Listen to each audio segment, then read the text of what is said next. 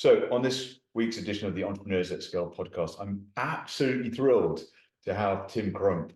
I'll tell you why I'm thrilled to have Tim Crump join us today. He is the founder and now the chairman of a beautiful heritage company called Oakwrights. And this company are responsible for building out our new wonderful coaching studio. So it's a real thrill to have Tim here today on that basis. But what we're going to be spending and investing our time is really getting under the skin of Tim's entrepreneurial journey as he's grown this company over the last 25 years into becoming a thriving and successful business. So welcome, Tim, to the edition. Lovely to have you with us today. Thank you very much, Neil. It's great to be here, and good to see the building in all its glory in an absolutely stunning setting. You're very lucky where you live. We are very, very lucky. You're absolutely right. And also, I think the experience we had with your team, as a project, which was probably in the summer of last year, we really sort of got into it, was to be able to see working alongside your team, how much they put into the importance of customer engagement, how the importance of being able to think on the job and work through challenges and stuff like that. And what wasn't necessarily an easy plot, but again, it's a byproduct, of I guess the vision and the mission that you've been going through. So just tell us a bit about what got you in to Oakwrights, building these beautiful. I guess was it more housing to start with? Well, it's an interesting. How do things start? And I find business fascinating, all types of business fascinating, and people fascinating as well. And you often wonder how have we ended up where we are. And sometimes, dare I say, I see myself and my children now, which is not. I look and I think, oh dear, hang on, no, that's me when I was that age. Not good in a lot of respects. But starting off as a young person, as a young boy, I enjoyed making dens. I enjoyed carpentry work. I enjoyed tree houses, all that type of thing. Working in my sort of time away from school, I went on carpentry at school as a hobby, just went on as a hobby. But then I was always intent on joining the military, and I was planning to join the army. Hurt my knee playing rugby, so couldn't go forwards, and then hurt my back. Wow. Skiing, I say hurt my back. Skiing, I fell off a table when that was very funny, which didn't help. Right. So it wasn't on the slopes then? It was not on the slopes. Oh, okay. So really, then I didn't know what to do. Did not know what to do. I was at Sixth Form College, did absolutely no work whatsoever. Yeah. Riding up Aylstone Hill in Hereford one day, I saw a chap cleaning windows. I thought, I've got to get out of this. I'm not really academic, but academia was only for one reason, that's to join the army. Yeah. I couldn't get in, or for a while I thought, right, I'm going to have a year off. I'm going to go window cleaning. So off I went window cleaning, but still did carpentry at home on the weekends. Then I started doing carpentry in the evenings at the tech college. And I thought, well, I'm obviously not going to go ahead with window cleaning. I've got to find something to do. So I think I applied for the body shop franchise. I applied for an insurance franchise. I had all sorts of crazy ideas. Sandblasting car number plates into the glass of car to protect them, all this. Yeah. But never really knew what I wanted to do. And then suddenly just thought, why don't I become a carpenter? I love carpentry. Why don't I become a carpenter? If it was good enough for Joseph, why not me? Indeed, yeah. He didn't do bad, yeah. There we go. Yeah. So how did you think I would become a carpenter? What took you from being a carpenter to then setting up a business that ultimately you've been able to grow over the last 25 years? I would say evolved would be the word. Okay. Started off, I joined a chap who was at college with me as a partner. So we built a business. We had a disagreement. I walked away from the business, put my keys on the desk. We built it up to about 60 people working for us. There was an agreement over shares, which wasn't quite coming to fulfillment. I thought, right, well, I'm better off out, put my keys on the desk, walked away, set a fresh business up, went absolutely hell for leather, building it to about 60 people within 2 years, no financial control whatsoever. Hit some two very interesting situations, completely out of the control of the business, just caught us, perfect storm, went bust. And then my old partner, but a year later, also went bust. So I would say within my business career, that was probably the best learning experience I've ever had. They say in America, I think you've got to fail twice at least before you're a success. Whereas here, it's not quite looked upon like that. But that going bust was the catalyst of what the business was going to be. While I was running the business, I had set a separate business up, unbeknown to what was going to happen. And a chap joined who had been working in a building close by and loaned him some equipment. And it became very obvious he was a very clever chap, but building green oak frames. Now, I was from a renovation and repair background, and I could see, I thought this, he'd be a good chap to have working for us. So I loaned him a mortising machine. And I said, look, you need to come and work for us. It was a cold winter, he's working outside. No. Went on eventually, okay, I might consider it. So Nick Price joined the business, and Nick Price, who actually set the business up, so Nick, this green oak, I'm not quite sure could work. You go and set it, incorporate a business and let's get going. So that was how Oakwrights was set up. So when the original business, TJ Crump, building conservation, hit the rocks, Nick said, hey, we've got Oakwrights here, which was more by good luck and good management. And that's how it really started. So with Nick and myself, and that was how it developed. So it was just, we were there. When I say a business, there was Nick and myself. Nick was designing the oak frames. I was going and putting them, making them, putting them up. And we went on from there, gently attracting people in and gently growing the business just over time, steady growth. So dial back a bit, and you mentioned that TJ Crump had gone into administration like a lot of companies do, and it's cash.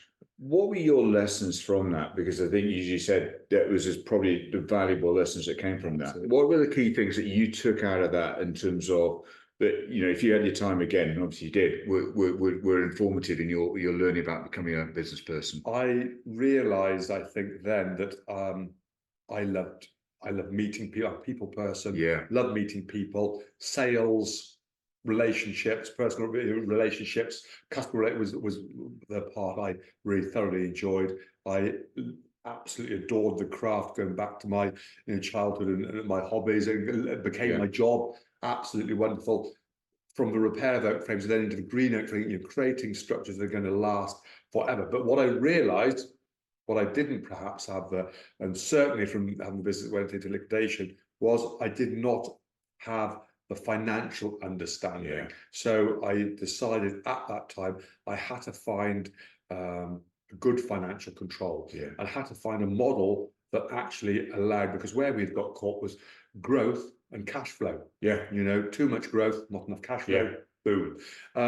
So the model of oak framing, all oak framing companies, really is there's a deposit paid up front, as you will know, for your structure. So then you are, dare I say, you are working on the customer's cash, not your own cash. You have to be very careful, because it makes you sometimes feel when your sales have been going well, you've got all the deposits in, it's not your money, somebody else's money. So you'll be very cautious, but you do have the money. I always say what that enables us to do is to work on a tighter margin, because we're working on a tighter margin, but our cash flow is good and strong. So that was the one thing I did learn from that experience. And then that you do just generally have to have very good financial management of any business, any size, really focus on that, because entrepreneurs, their passion is what they love, whether that's IT, making oak frames, making beer, whatever the case may be. But the finance is so important for longevity. I think it's only 5% of businesses survive to be 10 years old. If that, it's about 5 years. It's a 20% make 5 years. Probably about 5% to get to 10th birthday. So God knows how many get to their 25th birthday. Very, very few. And that old adage that growth sucks cash, I think it's something I see so often, that you're growing like gangbusters, but actually you're not always keeping that eye on the cash. So you're looking at it thinking, well, revenues are going well, profits are okay, but actually cash is often king, and that's something can really come to hit you. And I think the other thing is that a lot of people who are entrepreneurs don't have that financial acumen when you set out. And you know, I think that saying that accountancy is the language of business. If you can't speak, you know, the language, then it's a real challenge. Yes. Around that. So you said that getting someone who is really on it when it came to financial control was a really important. Understood that, and that grew. And I think up until about we did not get caught in the recession of 2009, 2010. Right. It caught us in 2012. I think it's because the cycle of having the idea of building your own house, finding a plot, going through the planning. So you're very much locked into the process. So it's a long burn. 2012, in 2011, we had our best December ever. And in 2012, we did not sell a house until March. Wow. And it was, so at that point, I looked around, and back then, I think, bizarrely enough, I think we were back to around about 60 people then working for the business. And I looked around, thought, crikey, there's a lot of families and a lot of mortgages relying on this. And again, although I've got people in accounts, do I understand that business myself? So I took myself off on a course at the Cranfield Business School, and business growth project or partnership. It was very good, and went along and did that with my general manager at the time, and it was very helpful for the business. And then we got through that period, tucked our wings in, cut the costs back, and then just gradually grew again after. And I think again, the different skills you need at different stages of the business, you know, from that startup stage, you need certain skills, a lot of it's around resilience and just keeping going and the sales push. And then as you start to sort of grow out, then you need to, obviously, the operational skills and put the systems and processes in. So we'll come on to that in a bit, but what would you call out to make Oakwrights different? Because I think strategies are all about what are our points of difference? How do we kind of make ourselves distinctive? What would you call out there? There are a number of oak framing companies within the country. Each has its own DNA, and why are we different? I think that take me back to my youth again, as in growing up and when I first became a carpenter. I love tools, absolutely love tools. I can remember when the first Makita power drill came out with a 9-volt battery, and then I had one, then my partner had one, then I got one, then he had two, so I had to get two. Then he managed to get a chuck where you could just put the drill bit in without needing a chuck with an Allen key. He had a circular saw, then I got a better circular saw. It went on like it was an arms race of tools. So going forward, we build a very historic product, which our forefathers made oak frames. I remember being over in Dore Abbey, which is not a million miles from here, up in the roof of Dore Abbey, and there was a peg, and I pulled the peg out, and it was loose. So I pulled the peg out of its mortise and tenon joint, and you could have the little bend in the peg, so it had got the draw bore on there that we put into our joints now. And I pushed it back in, and I thought, if that carpenter who had cut that peg, cut that joint, was putting that frame together, if I could transport him now to our time now, what tools would he use? And undoubtedly, he would use the best tools that he could get to make the product he's making, the oak frame.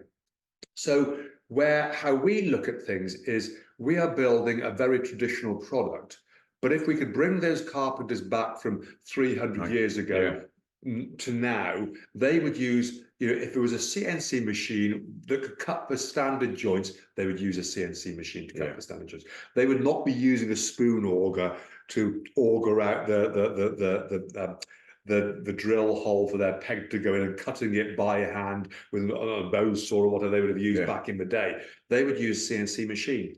Now, so what we try and do is we really look at technology to help us make our houses and our panel systems. And then we try and incorporate the traditional carpentry for all the curb work. So we really are pushing technology, but also bringing alongside the traditional skills. So we will not say, oh, our oak frames are handmade. They're not. I do not believe our forefathers would have made them by hand if they could have used our machinery. So we believe in using technology and machinery linked into those traditional skills. We actually have more carpenters working for us now on carrying out all the curved work and the real intricate work than we ever had making oak frames when we made them. People say making by hand. What you're actually doing is taking a powered chain mortiser or a powered circular saw, you carry it to the timber and you make that, you set it out with your pencil, and then you cut those joints with a powered tool. What we're doing, we call our technicians who are designing on the computer screen, our virtual carpenters. Nice. And then we take the timber to the machine. So as opposed to taking the machine to the timber, calling it handmade, we take the timber to the machine, and it's a combination of hand working and machine production, CNC machine. So that's where we're slightly different. And I think for the listeners on the show, it had to be said that this whole building turned up on the back of one lorry. So it was summer of last year, and pretty much everything turned up on the back of the Oakwrights lorry, and the boys got to work and pretty much had most of the structure up in 3 days. And it was just like seeing a Meccano kit put together. It was just amazing to see that how it all came together. So I think having a point of difference is really important. And I guess it's not you're just competing against other oak frame manufacturers. You're competing about anybody who's looking for a roof over their head, because ostensibly we've all got an option that we could go and buy a traditional house, or we could go and buy an oak frame building, or we could buy a shepherd's hut. So we've all got that. The job that needs to be done is keeping a roof over our head and all those things. So you have to kind of not only be alive to what people are doing in the oak frame market, but I guess overall what's happening in house building and all those things. So how do you keep alive of trends and seeing what's going on? If we look at that, that is interesting, because if you go back 20 years ago, some of the houses we built, very traditional oak infill panels. So you'd see the oak externally and internally. You don't see that anymore, because the building regulations now, because of air tightness, U values, insulation requirements, that does not really happen anymore. Floor joists, oak floor joists, people don't tend to go for oak floor joists so much anymore. It's unusual to get a house. So roofs, we're in a beautiful, light, airy room. Back in the day, we probably had oak rafters all the way running through this. Now, people can still have that. They do not choose that. So trends have changed. And also, if we look now in the year 2024, we're probably in a more constrained environment than we have been for a while. So what we've been looking at there is what we're calling our elements product, is where people love the look of the houses, but they may not be able to stretch to the whole oak frame. So we look at how can we utilize components of oak framing, but yet link in with our super insulated panel system, so it'll be elements of an oak frame as opposed to full oak frame. If a customer would like the full oak frame, no problem whatsoever. But if they would like the look of an oak frame but can't quite, or indeed they do not desire whole oak frame, because what we have to remember is there are around about 200 to 250,000 houses built a year in the UK, of which between 10 and 14,000 a year are what we would call self-build. So people are procuring their own individual home, and that is the market that we our market really. So in that market, how many oak frames are built a year? So we've been really analysing how many oak frames are built each year for oak frames. We cannot see that it's more than between 120 and 150 houses a year in the total market.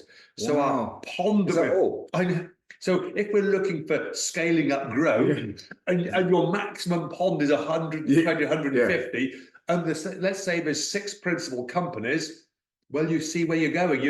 Once you get to a point where you have your customer who naturally want to work with you, and then you really are going on exponential marketing, sales, and whatever to try and gain the extra sale of your pond that's only got 150 maximum fish to try and reel out to work with. So we thought, well, really with elements, there are beautiful houses out there built that could be an oak frame, and they're not. Now, that could mean that the customer, the client, does not wish to have an oak frame. They want the look. They might want a slight flavour, but they do not want the whole oak frame within the house. So if we take that, then we run into let's say in round figures, 10,000 self-built houses, of which over 5,000 will be, as we call, stud frame, timber frame panel systems, as opposed to brick and block. So we've got a pool then of 5,000 houses to fish in. And so if we can bring that back down, so we feel that we're probably building, of the houses built in the country of Oak, probably about 25% of those each year would be Oakwrights. Well, if we could go into the general panelized system along with a flavour of oak framing, we can increase and fill our workshops up, fill our and try and go for that increased growth. We're all looking for growth. We need to grow the business. We've got a lovely, fantastic machine shop, fabrication facility, and we are not by any stretch working to our capacity. So how do we do that? We're never going to do that with an oak frame. I will go on to say that there is the garaging sunroom area of the business, which is again another side of the business, which is a strong part of the business, and there's further growth to be had there. So it could be you have a house with very little oak, and you might have a lovely oak sunroom. Yeah, no, it makes a lot of sense. And I think what you're saying there, and again, I think that is strategic in being able to do the analysis of the market, and that in looking at what's the available market look like, where the profit pools, what percentage share can we have of those profit pools, and then how do we make sure that we are relevant around that? That strategy, in my mind, it's about really putting where are the resources, what can we do that, and then once you've got that clear, then you get your work on your marketing to be able to go and get that that demand. Utilising the machinery that we use for the oak frames is really fantastic, but to cutting compound cuts and joints, so forth, which can be transferred over to making panel systems for hips, valleys, dormer windows on houses, complicated shapes. And we use cellulose insulation, wood fibre insulation to insulate our breathing wall system, which is a premium product. But looking at that product, realise, well, it takes a lot of explaining. It is more expensive. So how do you get the customer to understand? If we just pitch a panel system out to the open market and we could price millions and millions of pounds worth of work, and all we'd be doing is having lots of busy estimators, and we would get very little as a percentage. So what we've looked at there is really what we have to focus on. With the way the planning is at this present moment, it's only going to get more challenging, is to grow our architectural team, be working with the customer directly and gaining the design of their dream oak home. And from that, once they're on board working with us, designing the house of their dreams, and we're going through the planning battle, we can gently explain and show how the panel system works. And you'll find people actually then understand. Once they understand, they can see the value of the product. Once they understand the value, then suddenly it's not expensive, because the cost of the panel will be spent on building a standard system by the time you get to the finished product. But once you get your price at the price point of gaining a panel price, it's very difficult to explain to people about, this is the cost of this panel, that's the cost of that panel, but the end cost, while this may seem exponentially more expensive, at the end it's the same. But you're just paying it later in different labour along the way to finish off. Whereas we tend to like to manufacture completely where we can in the workshops and transport out to site. So you need that more gentle process. And we would like to be able to build 100 houses a year through our workshops. Very complicated houses, the more bespoke homes are what we specialise in. So we only need 100 people who understand per year, and that's really where the growth is. At the moment, we're nowhere near that, and that's where we want to be. And just listen to you there as well. One of the things that, again, it's so important for business owners to understand is, how do they make it as easy as possible for a potential customer, or indeed an existing customer, to do business with them? So I think listening to that, saying, well, actually, planning is difficult, but actually, one of the things that you come with us and not only translate the house of your dream or the garage of your dream, but we will navigate through that tricky process, because we know planners, we know things work. So we'll take that hassle off you, and we will do that. And I think that's a consistent message. Whenever you can figure out some friction or a roadblock or whatever it is, and put that into your business model, you make it easy for people to get the end result. It's so important, isn't it? We can learn a vast amount from other industries. We're in construction. I mean, we are probably the most backward industry out there. Dare I say customer service? I don't know. Whenever I take my vehicle and my car in to be serviced or whatever, I'm always quite impressed with how the garages look after. I think we need to try and apply that to construction. Some companies do it really well. We strive to do it well. Do we do it well? We've got a massive amount to learn. It's so much improvement, but also the point, like if you decide you're going to buy, 3 or 4 years, you're going to buy a new car. You just decide you're going to buy a car. You can go and buy a car. You may decide you want to build your dream home. You've got to find a plot, go through the design process. What style of house? What type of house would you like? Whereabouts would you like to live? Can I find a plot? Then you go into the planning stage, and it goes on. And a lot of people just gain battle fatigue along the way and just fall by the wayside. So our biggest challenge is to keep people interested through a long burn process to get to the point and say, right, I can make an order. We've been together talking to each other for 5 years now. I was at an open day last week in Suffolk where the lady and gentleman were working with us for 7 years. I think it was our third appeal at planning, and we gained planning, and it looks amazing. But so many others just fall by the wayside. It's just hard work. So our task is to really keep people motivated, keep people infused along that journey. Yeah, so important, isn't it? As well as innovation. And I think to be productive and to keep ahead of things, you've got to innovate, but also invest. And I think when I came up to have a look around the whole, what do you call it, factory? I think it's your kind of your beautiful kind of, what did you... Production plant, workshops. It is a factory, really. It is now. But it's almost you feel, is it a factory? I don't know. It's because of the timber as a tactile material. Yeah. People come and they just love to see the timber running through the machines. Yeah. Well, let's call it a large workshop, because you're kind of back in the day, when you were doing woodworking and stuff like that. So you've got this beautiful large workshop, but so you're obviously continually investing in that to make sure that the tools that you've got, like the guys would have had generations ago, are the best tools that you could possibly have today. And they're all out there. You can, there is an interesting situation. There are modular building businesses at the moment, or over the last 10 years, where you're making this modular pod to take out to site, which may work in other countries, and some companies make a success of it. But so many of these businesses start with great ambitions, massive investment, and then boom, they disappear. I'm going down next week to look at a site where there is £30 million worth of machinery, the most amazing machinery you could ever imagine.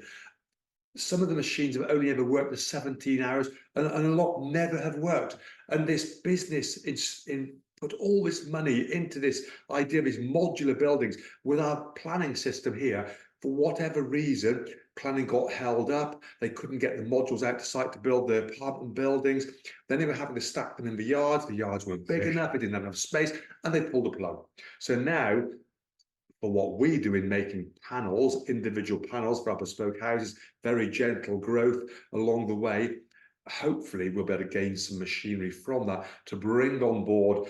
There are machines there that we have dreamt of having, but possibly could not quite stretch to, certainly in the current economic climate. But it always comes at the wrong time. So you're looking, thinking, oh my goodness, there's machines there we would really dream of having in our workshops. Can we stretch to afford them? Can we get them reinstalled? Maybe. We will see. So that's so investment, always looking back to that. It's investment in machinery. It's investment in people. It's investment in the team. Never ends. No, it doesn't. I think, again, that's sort of striving for excellence, but also, keeping an eye on what are the trends in the market, which is important as leaders, to be able to be front of the curve on that, and to be able to see not only consumer demand, but also what are the trends in manufacturing, what are the trends that actually allow us to have the best tools to do what's required. I'm just going to change the conversation a bit now, Tim, from sort of the manufacturing piece to, you mentioned a few seconds ago, people. And the importance of people. So one of the things that I'm always intrigued about is the culture of any organization that work with or, interview on the podcast. So first up, how would you describe the culture at Oakwrights? My wife would describe it as like a holiday camp. Right, that's interesting. I've never heard that before. My wife is a farmer. She would rule with a whip and an iron fist. No, we tend to operate in a much more laid back manner. Culture is very difficult for any business to. I think culture, it tends to come from who the leaders of the business are, their approach. I always say, I'd make an awful developer, because the house I always want to build, so I'm going to live there myself. I walk around the workshops almost every day. I meet the team on site every Monday morning at 4:30 to see the vans off, because I believe if you know you've got to be in that yard every Monday morning at 4:20, it brings a whole new meaning to your Sunday. Wow. You can do it now and again, but for 25 years, I've been in that yard every Monday morning at 4:30 to see the chaps away. Everybody's a bit tired. If a van's not going to go, it won't go then. If something's going to happen, somebody's poorly or whatever, you've got to try and move the teams around. So I help the project manager and the site foreman get those sorted, get the vans gone. So that's a little bit I feel that you should lead. Don't expect anybody to do what you won't do yourself. Yeah. There is a situation where people could do things that I'm just unable to do, as in IT. I'm just completely IT deficient. And so I have people who can do that. But otherwise, if it's stuff that I can do, I will try and always make sure I'm doing. But it's building a team who are happy with each other. I always wondered why any company had anybody to do with HR within the business, because I always felt you can deal with it yourself. Yeah. You can talk to everybody, you can sort out problems. We now have an HR director within the business, and absolute godsend. The teams are more well looked after.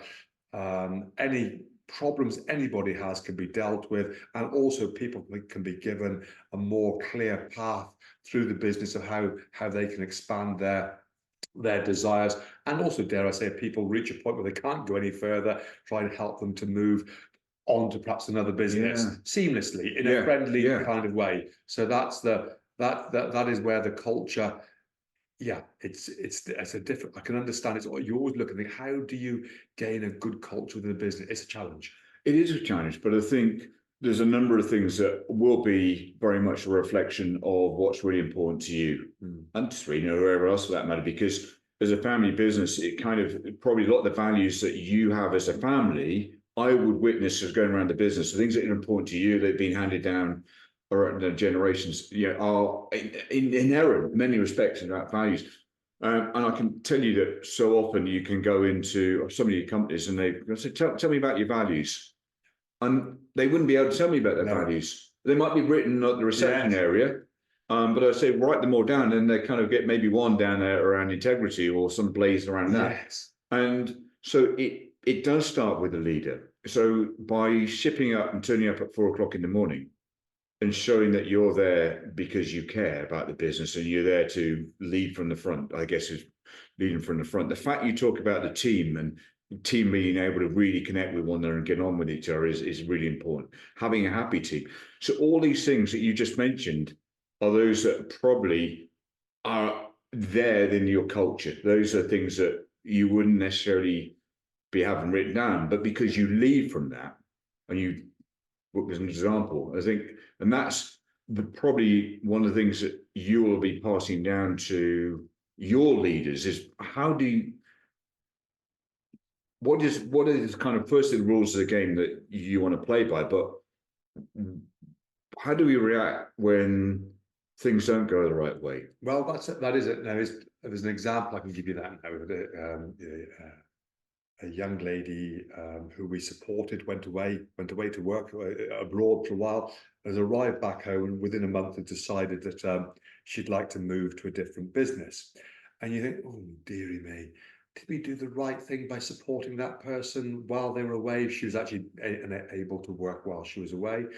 But you could just say, no, we're not going to go for that. We don't, if you go, you go. If there's a job here when you get back, there's a job here when you get back. Yeah. She perhaps while she was away saw what her goal in life is, and it might not link with where Oakwrights are. But she's been with us, worked really well, great member of the team. She chooses to move on.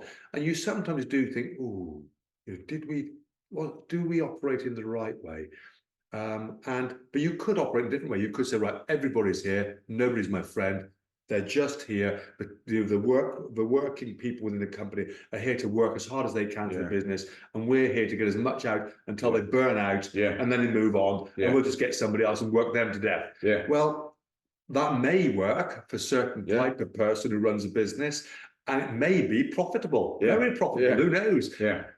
I realized a long time ago, as I say, I'm a people person. That's not like I can remember with being a larger company, I realize people do work for business and it is time to move on for them. We may not have the relevant position for that young lady at this present moment. She goes, we part on good terms. She works for another business where she's found a step up further down the line, 5 years' time. There may be a position with Oakwrights. You make a phone call, that person may come back. And that happens time and time again. Now, if you'd worked that person absolutely to the bone, just drilled it, made maximum profit every hour, you know, like a sweatshop, it may work, but would they come back? I don't think they would. No. Now, does that make us more profitable the other way? I don't know, probably not, dare I say, but is it a better place to work? When you go home and you're at home and you think about what you have created and the team, I very much love the team. And I do feel it still hurts when it says, how could you possibly want to leave? I can't believe it, you know, surely this is the best place in the world to work. However, there is a constraint, and that is we are in the construction industry. The pay bracket is the pay bracket. There are other industries that do have a better pay bracket, and you have to realize the skills that sometimes we can give to somebody enables them to go and join another industry with a different pay bracket.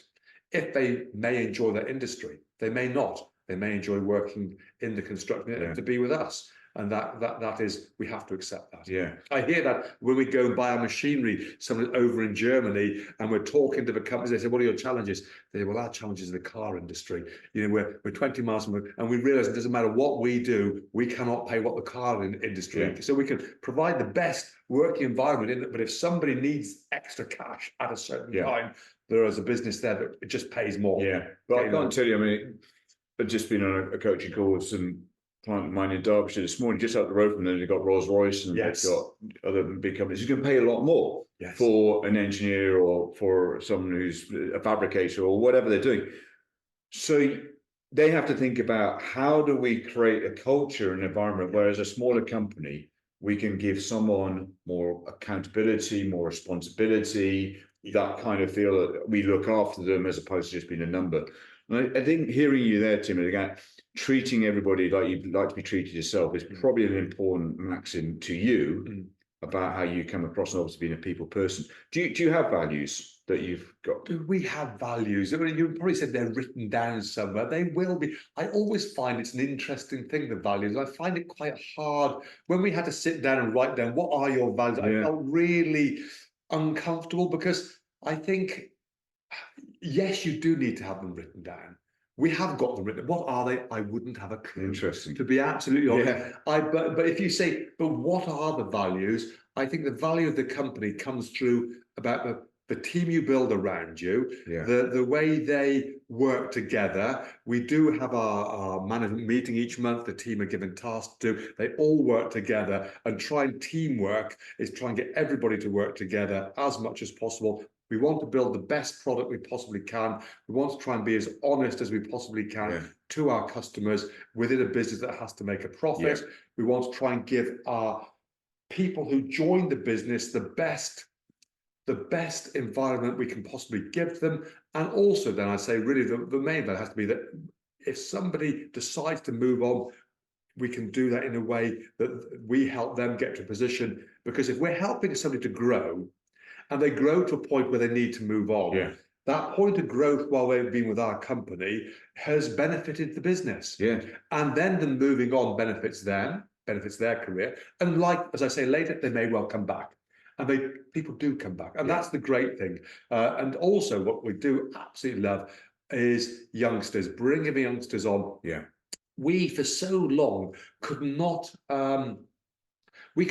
have an official apprenticeship, because we are not considered to be a construction company, although we build houses, and we're not considered to be a joinery company, although we make big joinery, as in oak frames. So, but we have now just been able to actually be officially take on proper apprentices. But before that, so what we did was we set up what we call our academy, and we would get 2 or 3 youngsters each year joining the company, and we would put them to work in each different department of the business, sort of 3 months in each department. So it'd start off perhaps in working in the machine shop, working the oak framing workshop, the panel making workshop, out on site.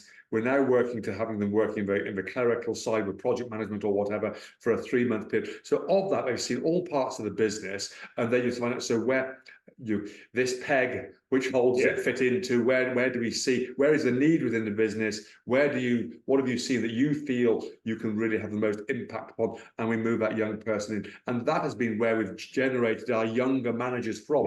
They've seen the business, they may go into a department and then move on to another department, and then move through to management training or junior management training. And that I see it's good fun. I really enjoy that. I can see your energy coming out of that. In fact, I think I remember watching a video where you'd actually got a young lady who had come in, not as an apprentice, but somebody who's come in just to do that. And the pride you had in just, this is, I don't know what her name was, but such and such, she just started working this machine today. How's everything going? You're asking her. And, it is an interesting point. It's a double-edged sword. Now, we had one of our chaps went off on a trip, met somebody who'd been to visit Oakwrights. He was very disappointed. Could not believe the way we gave him the guided tour. Was not impressed at all. Thought, oh my God, I need to know this telephone. Come on, please ring up. So I ring up, so having a chat, and she goes, yes, very impressed with everything. He said, the young lad who gave me a guided tour, I felt really he just was not worldly wise enough to be able to talk to me of a certain age of grey hair, and how could he tell me how I could design my house? Absolutely correct. And then we went on and said, yes, and the young lady who was showing me how she designs that, how on earth could she know enough to design a house? And I thought, well, that's interesting, because my perception, I love bringing the youngsters on. Now, that youngster who's giving the guided tour is also working along salespeople who are the same age as me. Now, on that particular day, they may have been out on site, out on the road. So the young lad gave a guided tour. On the open day, was just on this weekend, somebody said the reason we're building with you is because the tour that young lad gave to us, and we were so different people.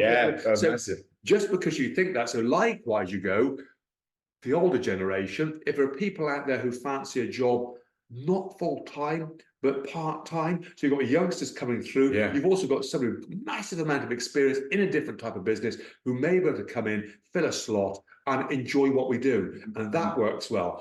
Likewise, the gentleman who wanted a more senior person to give a guided tour probably should have tried to understand how they perceive things.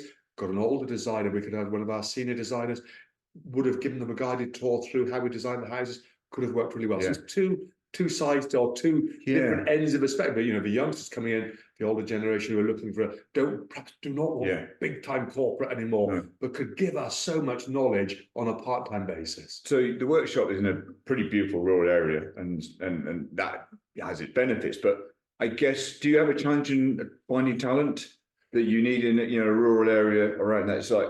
Do you have all the pool of talent? There's a very talking to our podcast listeners here, they will not quite understand the geography where. Oh, they will, but Hereford is an interesting place. Most of the industry is on the south side of the river. To get across the river, you have to go across the Wye Bridge. In the morning, you may as well be central London. You can be 45 minutes sat trying to get across that bloody bridge to where all the industry is. So because we're on the northern side of the river, on the outskirts of the town, we have Kingston, Peterchurch, we have Webley, we have Kington, secondary schools all out there where children are growing up in a rural environment who may not want to go off to university necessarily, who may want to find a job, and they've all got to battle their way across the Wye Bridge in the morning. So we get a good catchment. What we have done there to bring is our head of design, Alex, is now working with Enmite. So he actually works at Enmite one day, I think it's one day a week or one day every other week, to help them go out to colleges to find students to draw in to Enmite, to train, which is the new model technology and enterprise. There's a university or college in Hereford. So by linking to that, we find we're getting to see the youngsters. We're going out to the schools, bringing school trips in to have a tour of the operation. Works well. He's working with the children who are now at college, young people who are at college. And we bring them in, and we've got engineering. We're looking for engineers. We're looking for maintenance engineers. We're looking for CNC machine operators. We're looking for carpenters. We're looking for traditional carpenters, more modern carpenters, designers. There's all sorts of jobs, so we can bring the people in. The one best, you've got a young lad, I will just say this, a quick story here, that our stores manager, who's Mike, Sergeant Mike, and he runs a very, very methodical, all the sort. He came and said, been looking for a new kitchen. Young lady on the design desk in a big, one of the big box companies in Hereford, designing a kitchen. He said she was superb. Absolutely, you need to go and see this. So off we send. Somebody goes in, has a chat with this young lady on the kitchen design desk at the sort of DIY store, and invites her in for a cup of coffee. She comes along, amazing. Young lady left school at 16. She's now 21, bought her own house, renovating her own house, and we've got her training as a designer. Absolutely fantastic designer, and that was that sort of seeing somebody going and having a chat and bringing them in. So that is a great success. Yeah, but I think again it's recognizing that you have to be creative. You have to go and find these pools like the schools or the colleges and be very proactive rather than just assuming people will come and heard about our employment brand. No, you've got to get in and you've got to be recognizing. You've got to sell your profession. You've got to sell the benefits of your industry. And I think you're right, actually, Jim. College and university is not right for everyone now, and the huge amount of investment that goes with it, where you can just look, here's a career path, we give you the skills, great venue, great team around you. There was another situation, I'll just say, where we always feel that we go off to say Eastern Europe and finding members of a team to join, and companies will go and design in India. They're getting things carried out more economically. And I went to visit a company in America and had a tour, spending millions, tens of millions on machinery, massive production factory, absolutely incredible. And went on and met them, and one of our team who left to go to New Zealand had met somebody there working with them. That company didn't work out. They came back to work for us, but then they got a call. The person who'd left then gone to America to work for this big company, then gave them a call. They then left us to go and work for this American company, who then proceeded to just gently entice some of our staff across. So I thought, oh my goodness, we're suffering from a sort of a team drain here, losing them to an American company. But we now talk to each other. We work and we're working collaboratively together, going forwards. So it's quite interesting how things happen where you thought, oh my goodness, what's that? We're losing team members, but you've got to try and then make sure that how do we build the team in a different way to retain the staff or to grow, to realize that team members will need to keep that continuous training going. So you've recently moved up from, I think it was MD or CEO to the chairman of the company, and Charlie's kind of now the MD role. How difficult has that been to transition from that role? It's a great partnership. I would probably say you need to ask Charlie that more. Okay. Has my life changed? Crikey. My life has probably changed for the better. Charlie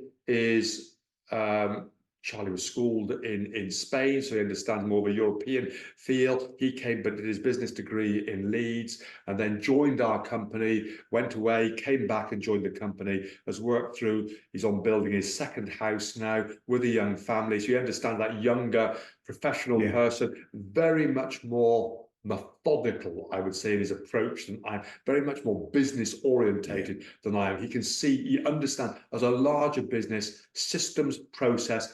I have an idea. I talk to the team. You want the idea to happen now, but we have a process. We have a plan. We have a path. We're treading. He is much more organised on that. So my role has changed for the better, and the team are being looked after in a better way through having Charlie to look after and not me. Yeah. I used to call it being crumped, I think. Really? I did here, which was not in a positive way. That was, oh God, chaos is going to descend upon us. He's got a new idea. So he is the toning down of the ideas or the calming of the ideas and the methodology. Let's just look at this, analyze it. What are we going to apply? What are we not going to apply to? Because often you have people like yourself who are the visionaries, and then you need implementers, people who can take the vision that you have and calm it down or whatever it is, make sure that it can be executed on, and then really get to work on that. And I think you said it kind of playing, recognizing, I think as leaders, where your strengths are and where your things that you love doing, and equally what are the things I love doing, but actually, or drains my energy. Yes. And actually, there are people who are much better foil. They love the process. They love the process. Drill the process. Absolutely. Yeah. I look at crikey. I can't. Yes, I got the ideas, but the actual nitty gritty, the real nitty gritty. Yeah. I'm not the best person No. for it. Whereas somebody else, when I was younger, I could not understand how some people could do that. I think, surely they're bound to want to do what I do. No, they don't want to do what I do, because what I do is different. And as you get older, you realise, and that is so changing role. It is for the better. It is, and I think it is having that recognition. And sometimes you get it, or sometimes people need to tell you around you being crumped or whatever. That actually, am I serving the company for the best now, or is it time to bring in a talent who can take the business on to the next level? Obviously, as you're scaling, it's about being able to. Sometimes someone needs to tell you that you're probably that, or you come to that realization. They certainly tell me. Yeah, the team certainly tell me. Michael, who's our HR director, certainly tells me, Charlie, so it's good. That's good, and it works. And you realise sometimes, oh crikey, I'm doing what I shouldn't be doing. Just step back a little bit. Let's ease this one. And then focus on the things you are good at. Back to being a people person, meeting people, talking to people, all that. The customers. We got so many customers. Go and see the customers, talk to the customers. How could we improve what we're doing? Find out from the customer, what was the experience like? How did you find working with Oakwrights? What could we do better going forward? And try and get that feedback back into the people who can then implement that feedback, as opposed to years ago, I may have spoken to people, but probably wouldn't have been good at implementing all the good thoughts that they've had of how we could improve. Yeah. Was it this year or last year you had the 25th? This year. 25 this year. Yeah. February. Incorporated by Nick Price. Yeah. Nick Price. 10 years to the day, I was down in Kent on a sales visiting. We built a lot of houses in Kent, and our accounts lady, Belinda, rang me and said, some really bad news, Nick's died of a heart attack. I said, oh my God. So then you know what the day is, don't you? I said, no, I have no idea. She said, it's 10 years to the day that Nick incorporated the business, and 10 years to the day he's passed away. Wow. Just one of those things, very, very sad. And he was very academic. He was probably left wing with a small L, read the Guardian. I'm probably different in his way presentation, and I'm probably conservative with a small c, but we got on like a house on fire. Really worked well. Nick helped us to grow through. How would Nick find the business now? I often think, I'm not sure how Nick would find the business now. We would have to have a different role for Nick as well, I think. But so that's how it went. And then I carried the business on 25 years old this year with a great management team.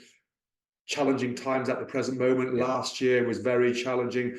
COVID was thought initially challenging, then sales went through the roof, so you couldn't get any materials, couldn't get the people, couldn't manage to manufacture the houses fast enough, or the garages or the sunrooms. Now with the COVID hangover, with higher interest rates, inflation, just challenging, but with a good team, you can identify what the problem is, identify how we deal with it, and work your way through. So where do you see yourself in 25 years? Or not yourself necessarily, but where would you love to see the business in 25 years' time? 85 in 25. Will I still be around? Will I still be around? I don't know. 25 years, new management team. Charlie will be leading 25 years. He'll probably be handing over to the next management team then in 25 years' time, and a strong team around him and the management team who are with him now, and handing on to the next generations take over. I would imagine we'll have grown, keep growing into the self-build market, the general development market of high-end homes, bespoke, what they call the custom build market. I think we'll grow and grow and grow, where we're offering a service where people buy a service plot. We then design the house to go on that plot in a more development style business, I would think would be the way to go, alongside very much our super bespoke high-end home that we offer to the individual customer now. Very good. Final few questions. Firstly, knowing what you know now, what is the one key bit of advice to anyone thinking about starting and then growing an organization? Discipline, You need to be disciplined. You've got to be focused. Financial discipline, financial understanding. Get to grips with that. You've got the wonderful idea. You need to sort of get that idea put together as a model and try and test that model if you possibly can out there in the market. If you were going to go, if I was going to go back and go into a business, I would say, looking more at it from a business point of view than you need to have your passion. But if you can identify a business that you can scale, then that's where you want to be. Identify something that you can scale, make sure the financials are correct, test it in the market, and if you can go out there then it's about building a team.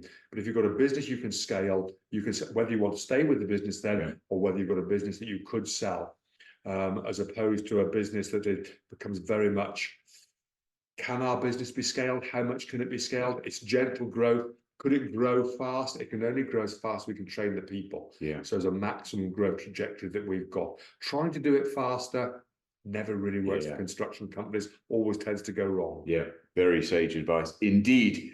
Final question. What book are you currently reading or audible listening to, or what kind of... I'm reading a book called Commando. It is a book written by a young lad of 17, no, he was 21 years old when he wrote the book. He joined the Boer militia in the Second Boer War when he was 17 years old. His father was in the government, managed to get him into the militia at 17 years old. And it is just incredible. It's the second time I've read it now. It is so amazing. And you think he would not sign the peace treaty at the end of the Boer War, was deported to Ceylon and wrote his memoirs when he was 21, went on to become a member of the South African government afterwards. Wow. But this true story, he fought in every major conflict. And you look, just as a positivity and tenacity under real duress and hardship of never giving in. And if you apply that to business in a way, just never gave in, always volunteered for everything, even when everybody was gone around him, and just carried on right to the end, would not give in even then, was deported and came back to become a member of the government and went on to an amazing career within the country. But just that incredible book. So I cannot remember the author's name. Denise Reitz, I think it is, or it is like a South African Boer type name. We'll find it. We'll put it in the show notes because it sounds really, really good. And I think it's not a long book, but you just read it. And he met Winston Churchill. Winston Churchill was captured by the Boers. Winston Churchill saw how they set up this commando of small troops. Everybody had to have a horse or a pony. The government provided their rifle, and they had to have enough provision to last. And Winston Churchill saw this, and that's where the commandos came from. Yeah, amazing, amazing. And I think, again, that talks to, and maybe a trait that we need more of nowadays, resilience. That being able to teach young people about being able to never quit, never give up. Nobody owes us a living. I think that, you look at that, you think nobody owes us a living. Yes, we can have all of our ideas about what we are due, what we are worth, what we deserve, what our rights are. But at the end of the day, 100%. You've got to be hardworking, give it your all, and find the right business to work with. On that note, follow your passion. Follow your passion. Well, we talk about actually 3 P's in any sort of business. Number 1, passion and follow your passion. Number 2, having a purpose, a difference you're making in the world, your why.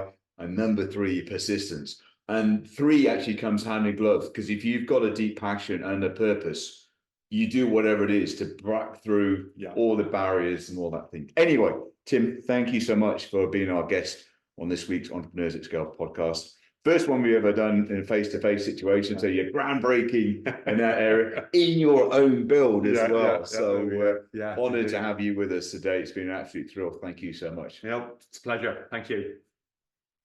And that's a wrap. It's a wrap. There we go. Good fun. Thank you for listening to the Entrepreneurs at Scale podcast. If you'd be kind enough to leave a review, it would really help other like-minded entrepreneurs find the podcast and grow our community. Click on the subscribe button to be kept in the loop for all future podcasts, and go to the show notes for additional reading resources and links to our guest. Until next time, thank you so much.